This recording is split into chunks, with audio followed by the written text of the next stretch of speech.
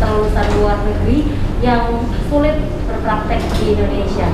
Kita ketahui beberapa waktu yang lalu Menteri Koordinator Kemaritiman dan Investasi Luhut Binsar Panjaitan mengatakan bahwa akan membuka rumah sakit bertaraf ataupun juga berstandar internasional di Indonesia, sehingga tidak perlu lagi masyarakat keluar negeri untuk berobat.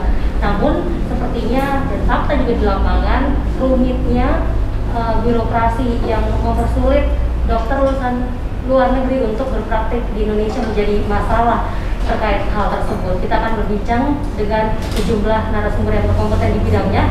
Saya akan memperkenalkan satu persatu. Ada Immanuel Melkiades Lakalena selaku Wakil Ketua Komisi 9 DPR RI. Narasumber yang kedua adalah Laurentina Nona Eda, Kepala Bidang Diklat Bogor Senior Hospital. Narasumber kita yang ketiga adalah Anna Kurniati, Kepala Bidang Pendayagunaan SDM Kesehatan Luar Negeri, Pusat Perencanaan dan Pendayagunaan SDM Kesehatan dari Kementerian Kesehatan. Ada juga Dayang Muhammad Fakih, Ketua Umum Pengurus Besar Ikatan Dokter Indonesia, dan narasumber kita yang kelima adalah Putu Moda Arsana, Ketua Konsil Kedokteran Indonesia. Namun memang saat ini yang hadir baru 2 narasumber, sehingga kami masih menunggu 3 narasumber lain untuk datang bergabung berbincang bersama dengan kita di Rumah Budaya Nusantara. Yang pertama kita akan langsung menuju narasumber kita. Saya akan pertama berbincang dengan Ibu Lauren dulu. Ibu Lauren, polemik dokter lulusan luar negeri untuk berpraktek di Indonesia ini merupakan masalah yang sudah ada bertahun-tahun yang lalu. Mereka kembali ke Indonesia untuk mengamalkan ilmu pengetahuan mereka, namun rumitnya birokrasi ataupun juga setelah menyelesaikan studinya mereka harus ke Kemenristek Dikti untuk penyetaran ijazah, lalu ke Konsil Kedokteran Indonesia, lalu harus ke IDIF lagi.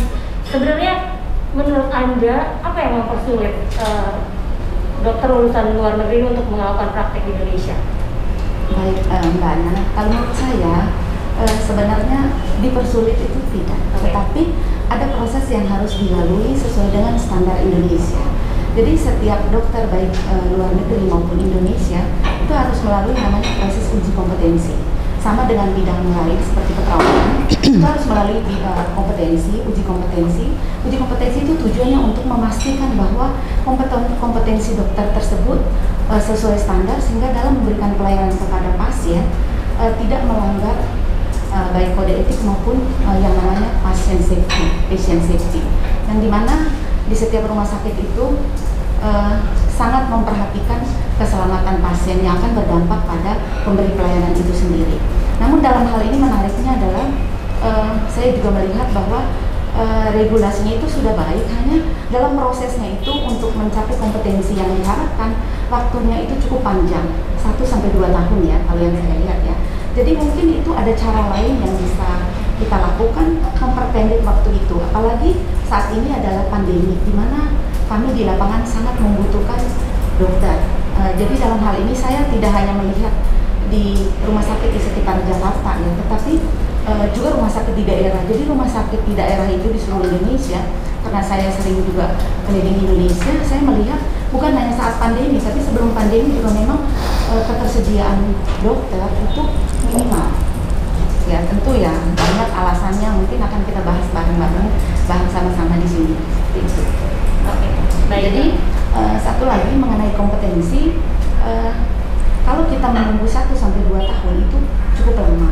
Tapi dari saya sendiri memberikan saran berdasarkan pengalaman di lapangan, seorang dokter jika diizinkan untuk melakukan praktek tanpa STR seperti yang disampaikan oleh Pak Menteri Kesehatan yang baru, saya pernah baca tapi apakah itu benar atau tidak, itu diizinkan untuk praktek di lapangan. Selain dokter, perawat juga seperti itu tanpa STR.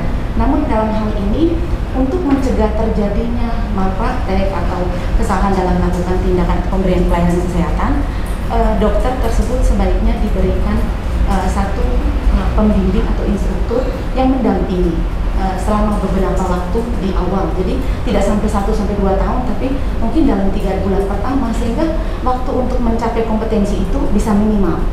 Tentunya dengan menggunakan seperti logbook, jadi keterampilan apa atau skill apa yang harus dicapai dokter itu yang menjadi standar Indonesia bisa dicapai dalam waktu yang sudah ditargetkan, sehingga harapan kita untuk mendapatkan pelayanan atau mengatasi kekurangan dokter yang terjadi saat ini bisa teratasi seperti itu.